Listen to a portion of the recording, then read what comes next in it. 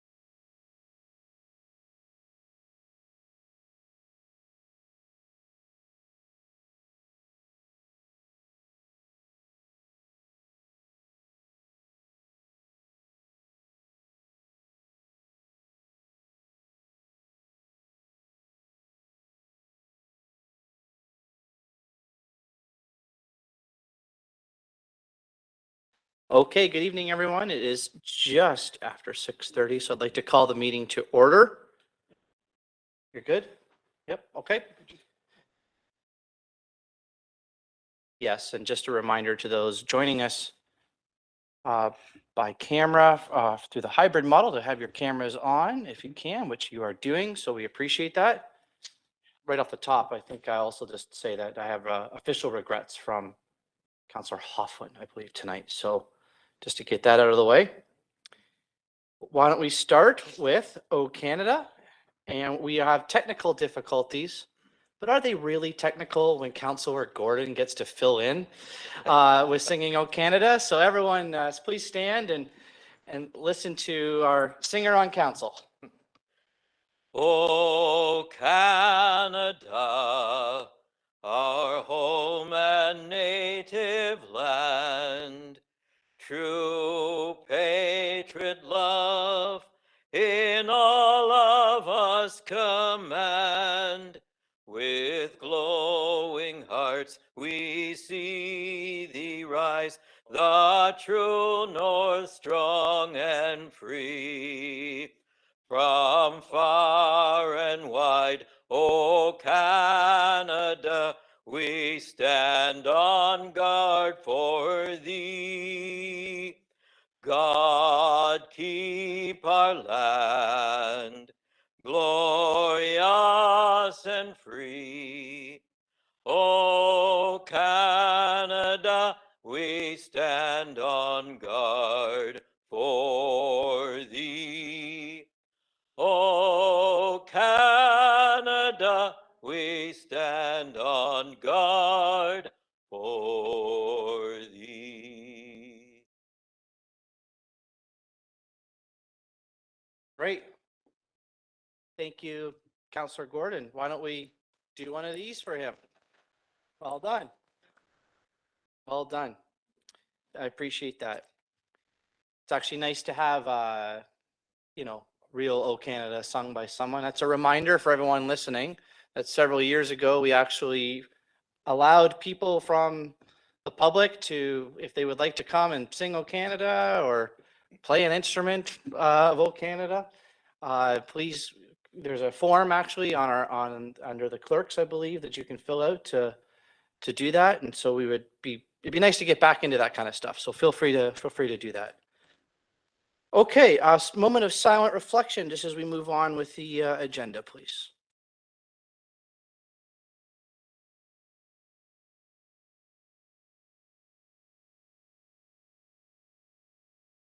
Great, thank you. And for our territorial acknowledgement, as we gather, we're reminded that Guelph is situated, excuse me, on treaty land that is steeped in rich Indigenous history and home to many First Nation, Inuit, and Métis people today. As a city, we have a responsibility for the stewardship of the land in which we both live and work. And today we acknowledge the Mississaugas of the Credit First Nation, of the Anishinaabe peoples on whose traditional territory we are meeting tonight. Is there any disclosure of pecuniary interest or any general nature thereof for the items on the agenda in front of us? I see nobody on screen, see nobody in the room here, so we'll continue. We have a consent item on our agenda for 710 Woolwich Street and also the memo that's attached to it. Is there someone that's willing to move that for us? Yes, I got Councillor Alt and Billings seconding. And anything further on that item? Okay, the clerk has something on that item. Go ahead. Through you, Mr. Mayor, I just want to clarify with the mover. Are you moving the amended recommendations in the staff memo? I just want to clarify that it is coming from the staff memo, what's being moved. Yes. You good with that then? Thank you very much. I'll call the vote then. Is there anyone against that consent item? Okay, that's unanimous. Thank you very much. Moving right along, we have the public meeting to hear applications under the Planning Act. And the first one we have with us here is 205 to 213 Speedville Avenue East. And it's a proposed official plan amendment. We're going to have a presentation and then a couple delegations. And so we're looking forward to that. Lindsay is going to kick us off, one of our planners from the city, and we'll do a little bit of an overview and then we'll get into the delegations. So Over to you, Lindsay. Thank you.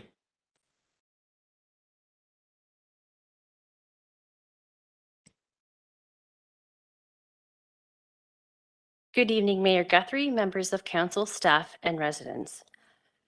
I'm going to be presenting the statutory public meeting for a proposed official plan amendment on lands municipally known as 205 to 213 Speedville Avenue East. The purpose of this meeting is to provide planning information on an official plan amendment application for the lands municipally known as 205 to 213 Speedville Avenue East to add a site-specific policy to the low-density residential land use designation. So tonight is the statutory public meeting and no decisions will be made on the application tonight.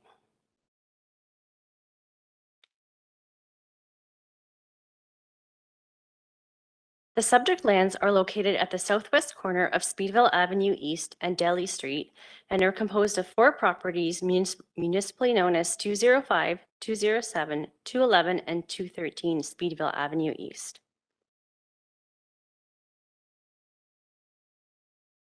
The subject lands are currently designated as low-density residential in the official plan. Permissible uses within this land use designation include single and semi-detached dwellings and multiple unit residential buildings, such as townhouses and apartments. The low-density residential land use designation permits a maximum building height of 3 stories and a maximum density of 35 units per hectare. The purpose of the official plan amendment is to add a site-specific policy to the low-density residential land use designation that would permit a maximum net density of 45 units per hectare and a maximum building height of 4 stories. Although the proposed apartment building is only 3.5 stories in height, the difference between the 3 and 4 stories under the Ontario Building Code is critical and dictates under which section of the OBC the building can be designed. So this is why the applicant is asking for a 4-story building height.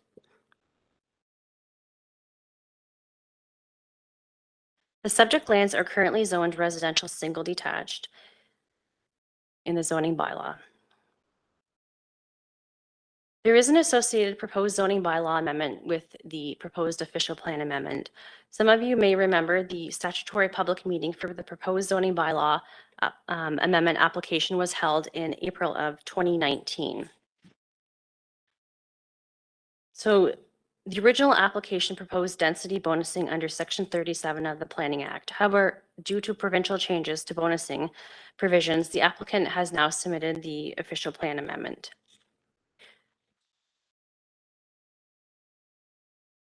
So the purpose of the proposed zoning bylaw amendment is to change the zoning from the residential single detached zone to a specialized infill apartment zone. In addition to the regulations set out in table 5.4.2 for the infill apartment zone, there's a couple of specialized regulations being requested. One is to permit a minimum of 24 parking spaces, whereas the zoning bylaw requires 35 parking spaces. To permit a minimum side yard setback of 3 meters, whereas the zoning bylaw requires a minimum side yard setback of 1/2 of the building height, which would be 5.9 meters. And then to permit a minimum rear yard setback of 3 meters, whereas the zoning bylaw requires a rear yard setback equal to 20% of the lot depth or 1/2 of the building height.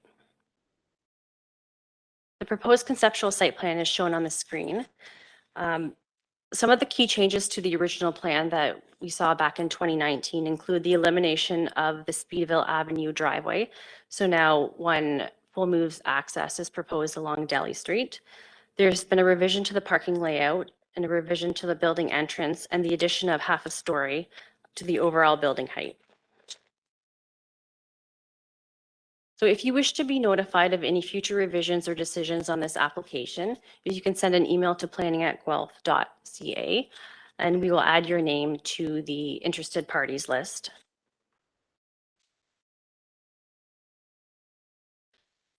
And we are going to conduct a staff review of the application. Once we have completed our review, we will be bringing forward a decision report to council at a later date.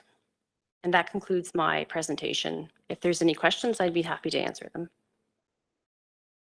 Well, thank you, Lindsay, as usual, for the overview. What we'll do is, because we have a couple delegations lined up, why don't we do that, and then we can get to questions afterwards, okay? Thank you again. The two that we have on our list here is actually on behalf of the applicant. The first one is Nancy Shoemaker, planning consultant on behalf of, as I said, the applicant, and David McCauley from the well-known architect here in town that's helping with the project. So maybe I'll just have the first delegation come on up now. Nancy, if you want to come on up, and you've been here before, I think the both of you, just anyone else listening, no, it's no more than 10 minutes. And I'll start my clock, and if there is questions afterwards, we can go from there. But thank you for coming, and I'll start the timer, and you can go right ahead. Good evening, Mayor Guthrie, members of council, ladies and gentlemen. My name is Nancy Shoemaker. I'm the planning consultant working on this project. Also here this evening with me are the owners, Mike Fortin and Vicky Beard, and David McCauley is the architect. So this application is for a co-housing residential development consisting of a 3.5-story apartment building with 21 units and a 2-story building, a triplex building. Co-housing communities are small, intentional communities comprising individual dwelling units and shared spaces, which might include such things as a community kitchen, dining facilities, and recreational areas. Community members maintain their shared space, plan activities, eat occasional meals together, and help one another when needed. Typically, management is handled democratically by the residents. As Lindsay mentioned, this is the second time we're before council with this application. As a result of staff comments from the public and from council, we've made some changes to the plan. Also, as noted with the changes to the Planning Act, the bonusing policies which we originally applied under have been eliminated. So that has necessitated the official plan amendment in addition to the original zone change. During the review of the application, engineering staff was concerned about the Speedville Avenue driveway, and we have changed and eliminated that driveway and revised the parking area. Urban design staff had comments regarding the building entrance and building elevations, and you'll see a revision to that in this application as well. And we have added the 1/2 story in height. So it's now 3.5 as opposed to the original 3. The provincial policy statement speaks to residential intensification in built-up areas in urban centers, and the need to provide housing options such as this one, which is the co-housing project. It also outlines the need for housing for all stages of life, household size, and income. The city's growth management strategy recommends increasing the maximum net density in low density residential designations up to a maximum of 60 units per hectare on arterial roads. This application is located on Speedville and Arterial and Delhi, which is a major collector. So the purpose of the official plan amendment is to add a notwithstanding clause to recognize 45 units per hectare. And as Lindsay has mentioned, although it's a 3.5-story building, because of building code policies or regulations, we have had to add this as a 4-story development. We did contemplate going medium density, but that designation allows up to 100 units per hectare, and we didn't feel that was appropriate at this location. The zoning variances, I think page 72 in your report shows the site plan. The minimum side yard variance is because the property on corner lots, the frontage is considered the shallowest or the narrowest frontage. The frontage for this property becomes Delhi Street, and the side yard that we're talking about is adjacent to the house on Delhi. The house on Delhi is set forward on the site, so the variance that we're looking for is actually adjacent to the rear yard. half the building height would have required 5.9 meters. We have 3 meters. But it's important to consider how this building is designed. So while half the building height is 5.9, this is a step back building. So immediately adjacent to that property is only a 1-story, and then it steps back by 3 meters and up and back and up. So by the time you hit that 5.9, we're well, or half the building height, we're well away from that 5.9. Second is the rear yard. And again, this is a bit of an anomaly because the rear yard, project-wise, the rear yard is in behind the apartment building. But because of these definitions, the rear yard becomes what looks like a side yard for this project. And we're asking for a variance to 3 meters in lieu of 5.9. Or 20% of the lot depth. The final variance is for the parking. We're proposing 24 parking spaces. That's 1 space per dwelling unit. The parking variance can be supported by strong ties of this community to public transit, car sharing, cycling, and walking as alternative forms of transportation. Both the provincial policy statement and the official plan encourage communities to embrace active transportation as an alternative to the over-reliance on the automobile. Just like to conclude by saying this co-housing development is designed to create a community with diverse opportunities for living, working, learning, and playing. The design of the building respects the character of the surrounding neighborhood. It preserves the wooded area on the property and will introduce community gardens as part of the project.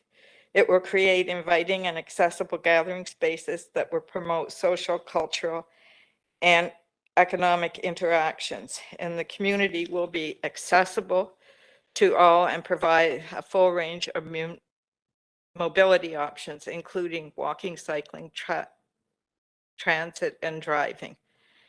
And finally, the building will incorporate energy-saving measures and water conservation features, and it will be a net zero development. Thank you. I'd be pleased to answer any questions. Great, thank you. Let me start with Councillor Alt-Karan, then O'Rourke, please. Thank you very much, Mayor Guthrie. Through you to Ms. Shoemaker, and just a quick preface, excuse me, my phone just went off. I'm certainly not opposed to co-housing, but when Ms. Shoemaker, you raised the issue of co-housing in relationship to the changes that are being requested, it struck me that co-housing should not have any direct impact on variances or zoning. It struck me that this is a tangential request in some ways. I was wondering if you could comment on that, please. Through you, Mayor Guthrie.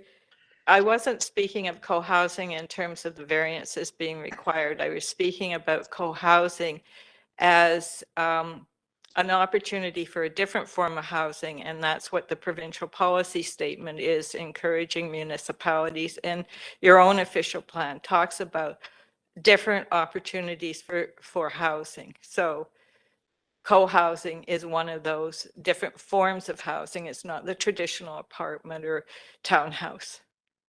Okay, thank you. One last question.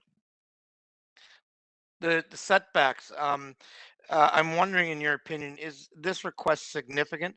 I'm trying to figure out whether this is not just a nuance that arises by reconfiguring the property. In other words, if the property were not reconfigured, the setbacks as they are would stand, would they not? Through you, Mayor Guthrie, I'm not quite sure I understand what. Well, you made reference to the property being reconfigured to exit and enter off Delhi as opposed to Speedville, and that changing the character of the property, and that's what struck me as being somewhat interesting in my mind. Through you, Mayor Guthrie. The reconfiguration of the property did not change the side yard or rear yard setback, and even potentially the parking. What what I was talking about was because this is a corner property, when you look at the project, its orientation is Speedville Avenue. So normally the side yard would be the right side adjacent to the house on Speedville Avenue. The rear yard would be adjacent to the seniors apartment building in the back. But because we've had to consider what the bylaw says should be the front yard, this is what has caused these variances. Yeah, and I thank you for that because I think it's actually a positive change for this property. My major concern is the impact that it might have as a precedent for someone who wishes to argue that their property should receive different due if they were on a corner lot and they wanted to reconfigure coming off one street versus another. So that's why I raised it. But I think in this case, it's probably a very smart thing to do. Thank you. Thank you. Councillor Karan, then O'Rourke, please. Yes, thank you, Mr. Mayor. Ms. Shoemaker, I'm sure it won't come as a surprise that I was really intrigued by your comment about it being a net zero development and helping us to achieve our city's community energy goals. Do you know what form of renewable or energy system is being planned for this site? And then the second question is whether I'm assuming it will comply with the solid waste collection, and whether that's been factored into the design, the site plan design. I know that's something that goes to site plan anyway, and our staff will review it. Through you, Mayor Guthrie. Councillor Karan, if I could just defer your question to David McCauley, who will be speaking after me, and he can address all of the features of the building. Okay, great. Thank you very much. Thank you. Great. You now know what to say when you come up to speak, okay? Work it into your presentation. All right, Councillor O'Rourke with a question. Thank you, Mr. Mayor. Through you to Ms. Shoemaker. So there's a total of 24 units, right? And you want 24 parking spaces where 35 are required. I'm wondering if there's been or will be a provision for ride share or a vehicle share program, because I do imagine it's quite possible that people would share a vehicle. They're sharing a living room and meals and things like that. So is there something specifically set aside for ride share if you anticipate that would be part of this intentional living? Through you, Mayor Guthrie, yes, the owners are proposing ride share on this project. Okay, thank you. So through you, Mr. Mayor, I just want to go down this parking rabbit hole a little bit then. So then is that in addition to the 24 spaces? And then how many of those spaces are for visitors? Because while people will choose intentional living, especially if people are aging in place, then they may have visitors who are stopping in to check on parents or celebrations or whatnot. So what's the visitor parking on this project? Through you, Mayor Guthrie, the assumption is that not all residents will have a car in this community. So visitor parking will take some of those 24 spaces. There's also street parking on Delhi, which is right adjacent, and street parking on Marlborough. So it's anticipated between public transit and cycling and taxis that there is sufficient parking on this site to support this community. Okay, so through you, Mr. Mayor, just one last question. Then you mentioned bike parking again. Lots of older people who are aging in place will still be active, some may not. So what is the bike parking on the site then? Through you, Mayor Guthrie, if you look at page 72, there is surface bike parking adjacent to the triplex that's on Delhi. Plus there is parking within that covered parking within that, bicycle parking within that area. So at this point, I think we're exceeding the bicycle parking set out by the city bylaw. Okay, thanks very much. Great. That's it, Nancy. I don't see Thank you. anybody else. So thank you very much for your delegation. And David, please, yeah, feel free to come up now. You're next. And what I'll do is I'll just reset my clock here, and you as well have up to 10 minutes if you need it. So please feel free to begin. Thank you, Mayor Guthrie and councillors and the audience. I just wanted to, certainly I'll address the questions that came up through the previous presentation, but there's a few things I wanted to mention, and mostly my remarks would be to do with the urban design comments and also the community energy plan. So with that in mind, I did want to reinforce and say that one of the principal things as far as co-housing is concerned is the sustainable lifestyle, and that goes beyond net zero or passive house that we're using the criteria for. So it's a sustainable lifestyle over and above what's in the building, because we found with passive house particularly that the particular residents aren't necessarily living a sustainable lifestyle. So they may be having their temperature at a different level and that type of thing, where the energy would be consumed in a greater level than their neighbor who has exactly the same mechanical systems. So we find that with co-housing and the many studies that I've done in co-housing throughout Canada and the States is that that the energy levels are much lower just because of the lifestyle. So that's in addition to the energy needs of the building itself and the criteria we're using. So the community energy, if I could just go on for that a little bit, is talking about natural systems. So as far as ventilation is concerned, we're using, first of all, operating windows. So for shoulder seasons like we're having today, it would be operating windows with cross ventilation and that type of thing. Certainly we have shading devices to reduce the amount of heat load as far as the summer is concerned, to reduce the air conditioning. We'll use the highest level of air-to-air heat exchangers usually is what we're using in other projects that are similar.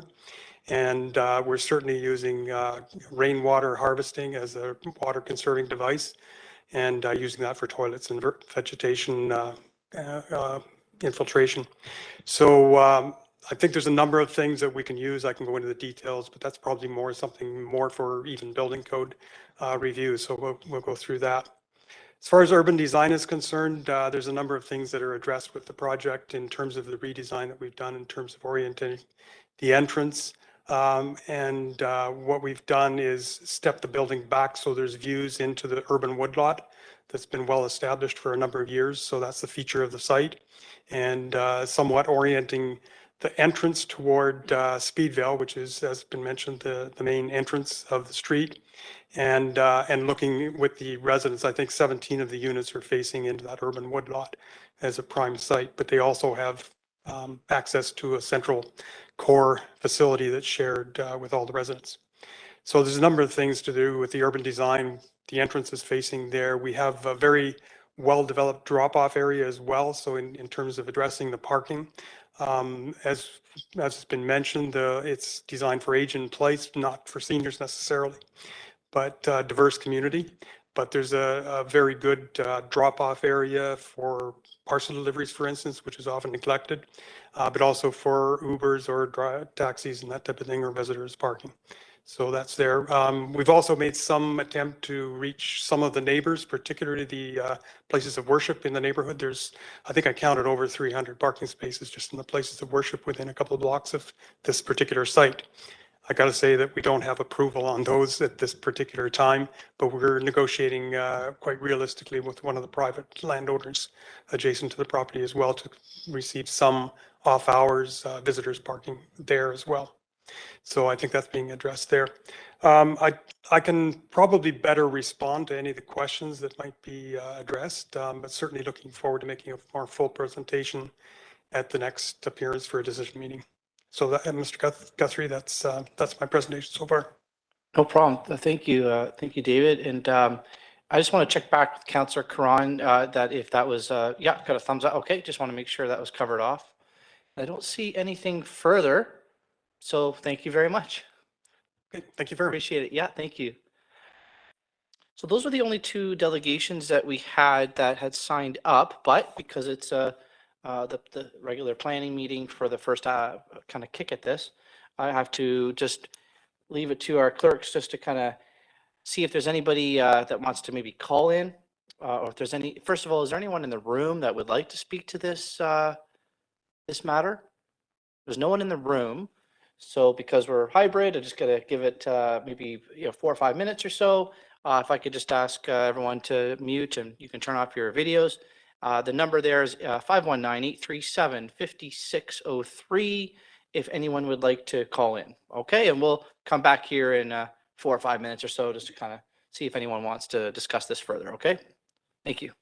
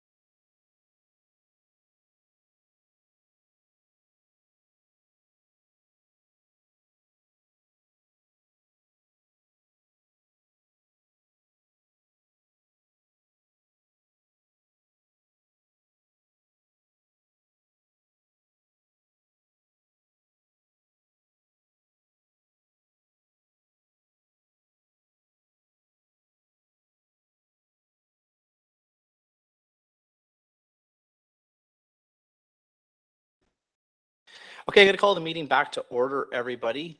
We did not receive any calls, nothing here in the room, so we're good to go to kind of bring it back to us. So as you've heard me say before, our staff have listened to some of the questions that we've had so far, maybe a little bit of the commentary. So anything more to add other than what's been heard before we look at receiving this? I see Councillor McKinnon saying willing to move receipt. Okay. And Gawler is willing to second that. Thank you. Is there anything else further as a takeaway? I'll go to Councillor Downer, then Gawler. Yeah, just nothing negative feedback. I just commenting saying this is a really innovative project and very courageous for somebody in the community to take on. And it would, this is the type of thing that we need to look towards, when we think about affordable housing later as well, because this is what could work for a lot of people. And so it'd be great to see more of this. And I just, I'm sure when this we'll see it come back again, but just wishing you success. Thank you. And to Councillor Gawler, please.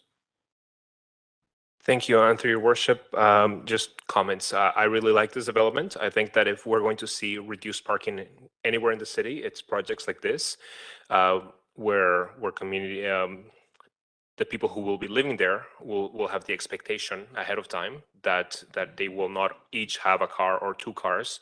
And I love the location.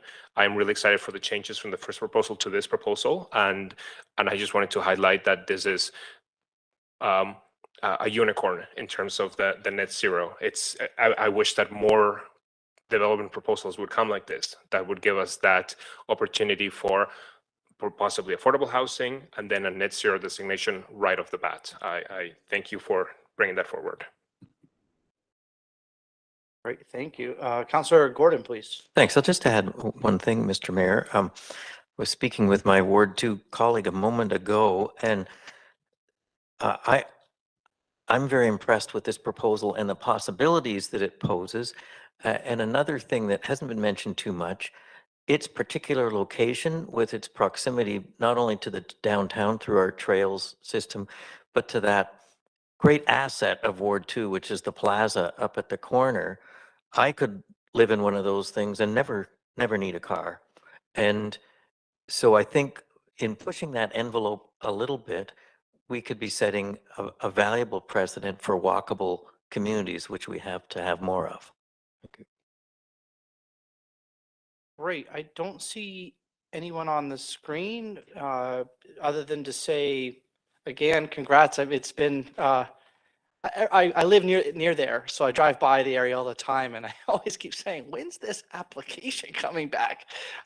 So I actually wish there was less parking, to be honest with you. I tried that last time, if you'll recall, but I'm glad to see what it is here, and I hope that it skirts through staff quickly so that we can see this moving forward. So wishing you all the best, and to see how this comes out.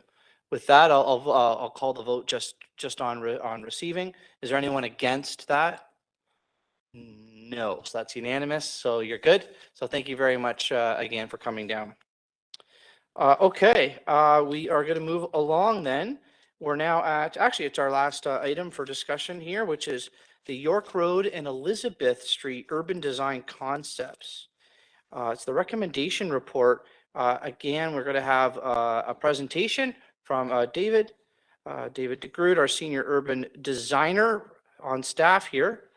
And so that presentation will kick off, and then we will go from there.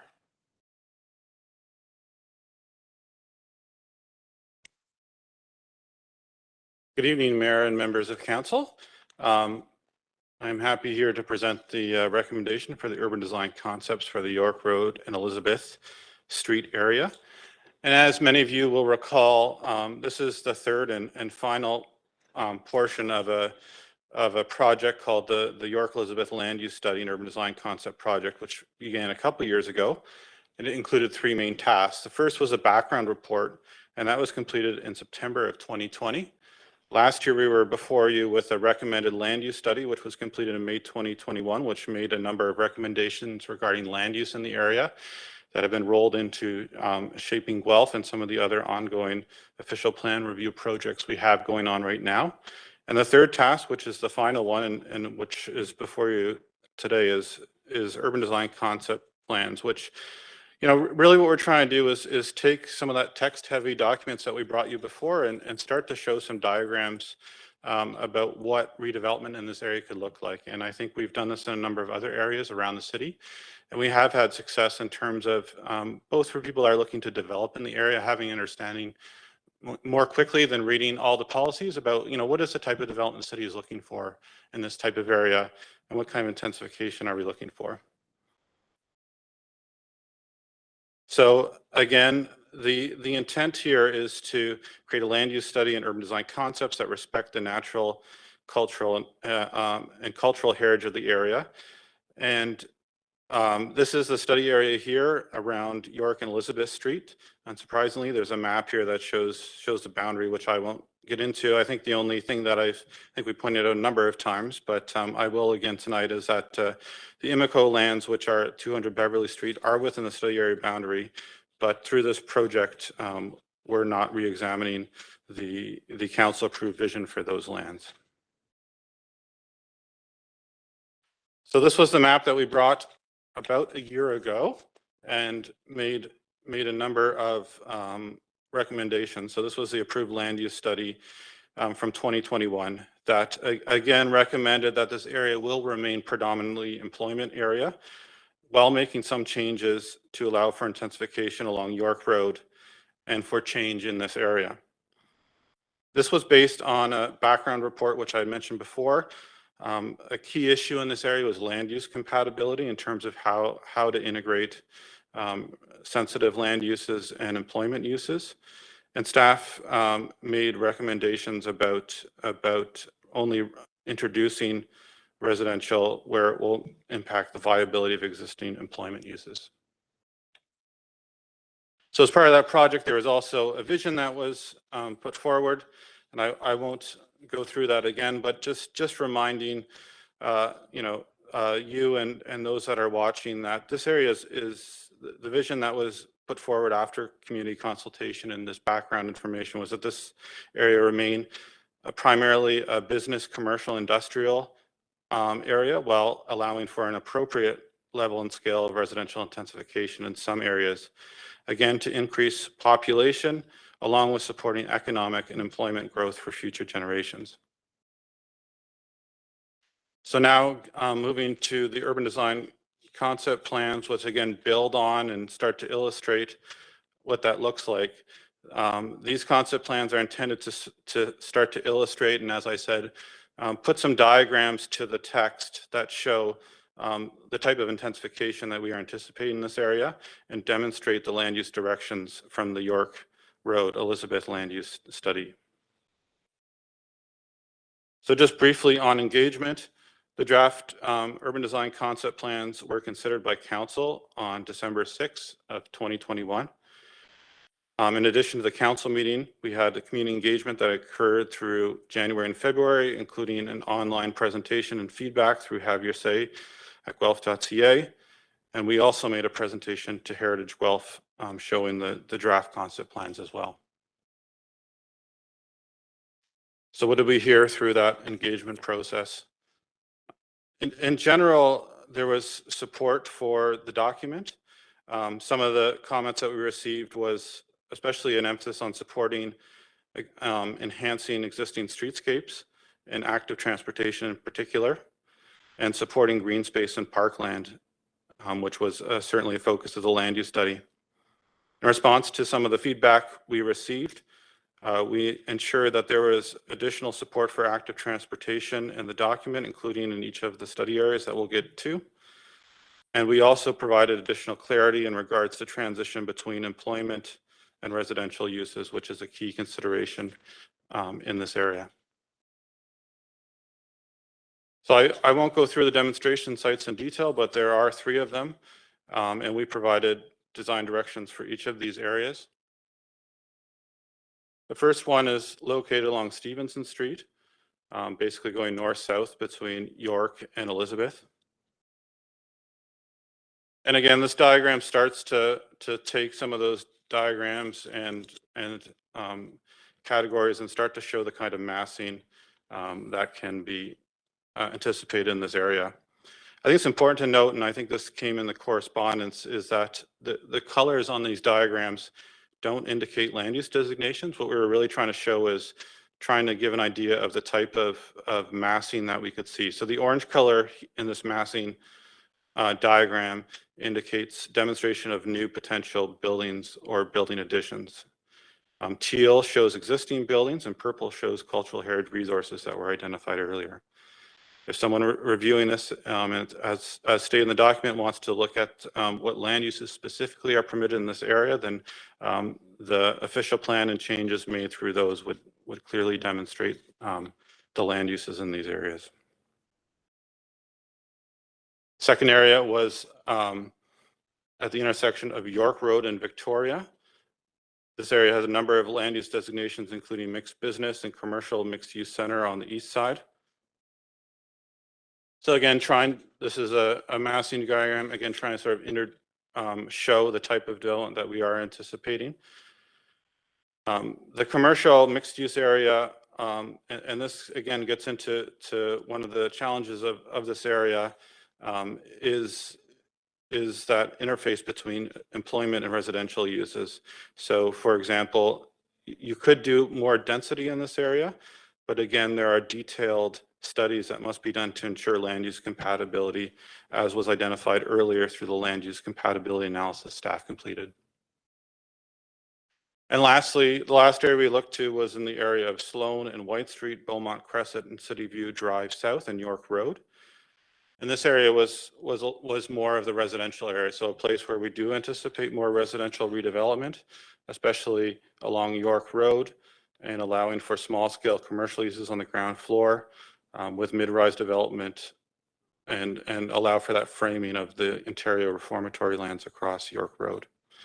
So with that, I'll end my presentation.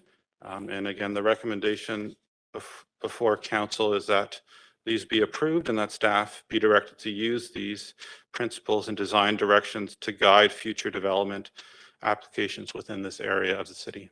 Thank you. Great, thank you very much. It looks like Councillor Gibson and Bell's hand went up. Are you guys willing to also move and second it at this time? Or yeah, I see a yes from both of them, so I'll go moved by Councillor Bell and seconded by Councillor Gibson. And did you also have questions? Yes, okay, well, let's go with Bell and then Gibson. Thank you. So through you, Your Worship, the letters that were attached from PDI claiming that there's some sort of a planning regime that needs to be met for Class 3 industrial lands in areas where there might be sensitive development. Could you expand on that a little bit with particular reference to their claims?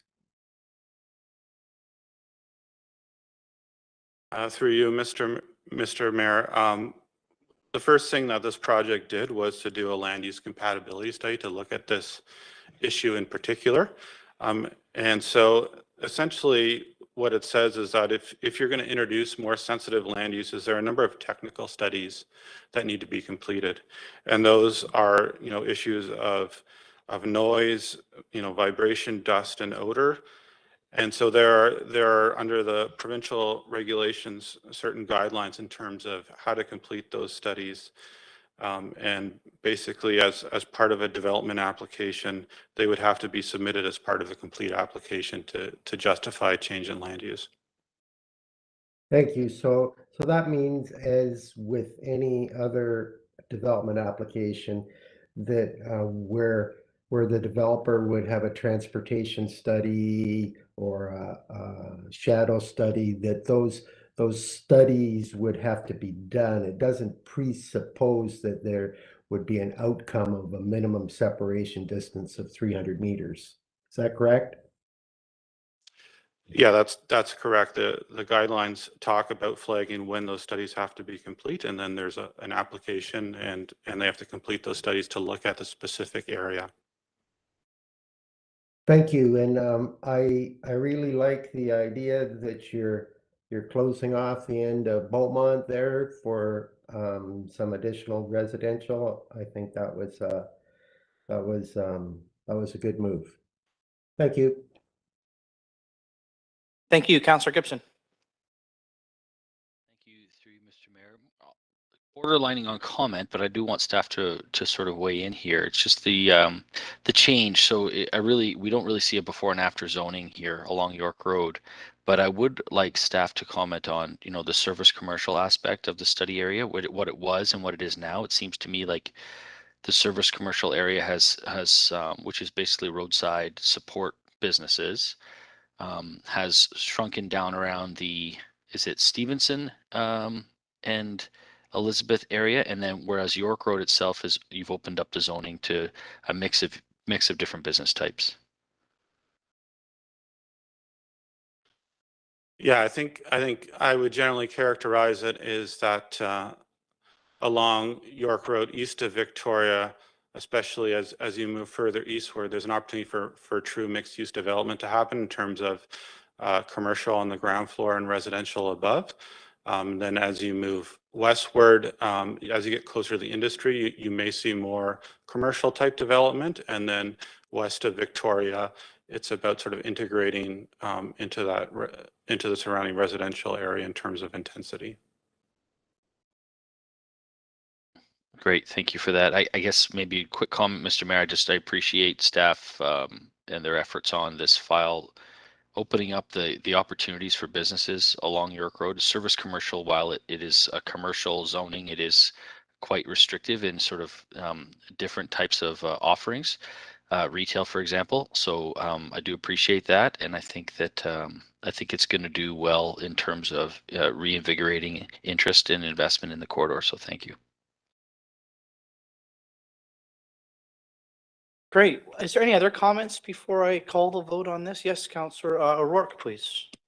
Thank you, Mr. Mayor. Through you to staff, just a quick question with respect to the maximum height for the mixed use areas. So this whole area, the corridor used to be an intensification corridor identified in the official plan. That's going to change now. So, you know, in 10 years, there'll be a bus route all along Victoria. I would imagine the York Road will be an important corridor into downtown. So will we be looking at significant intensification along York where residential is permitted? I think in general, the commercial mixed use right at the corner of Victoria and York allows up to 10 stories. And then further along, as you get beyond the mixed business designation into the medium density, that allows for a maximum of 6 stories. So there certainly is a room for intensification. I don't have the numbers here exactly what that could mean, but it certainly is opening the door to more intensification in this area. That's exactly what I wanted to hear. Thanks very much. Great, thank you. I see nothing further, no further comments other than for me to say thank you, and I appreciate the work and the engagement from the community on it. I also think that moving forward, these types of guidelines are actually what developers and residents are looking for, because it actually clearly lays it out exactly what they're kind of needing to do instead of a guessing game a little bit. So from putting these in place, I think it's exactly what we need, so they know exactly what to do and there's not a lot of back and forth. So these are good. So thank you for your work and everyone else that did that. Okay, with that, anyone against this? Seeing nobody on screen and no one in the room here, so that passes as well. I'm already to the bylaws, and Councillor Hoffman's not here. I was wondering if maybe yes, thank you. I was going to go to you anyways, Councillor Alt, and Karan is putting up a hand there. to second the bylaws. Did you need me to read them out for you there, Councillor Alt? No, you good with that? Fine. Okay. Well, just to cover it off, I'm going to do it anyways. 2022-20709, 2022-20715, and 2022-20716. And you're going to nod your head, Councillor Alt? Mm-hmm. Thank you. So moved. Thank you. And Councillor Cron is still good with that with a head nod as well? Perfect. Is there anyone against those bylaws? Okay, hearing and seeing none on that. So thank you. I got no mayor's announcements, which everyone likes as well. So adjournment by, let me guess, Councillor Billings, seconded by Councillor O'Rourke. And is there anyone against that? Okay, nobody. So that means we're good to go on adjournment as well. Really appreciate everyone. Have a great night. Thanks to staff and everyone joining in. Take care. Bye-bye.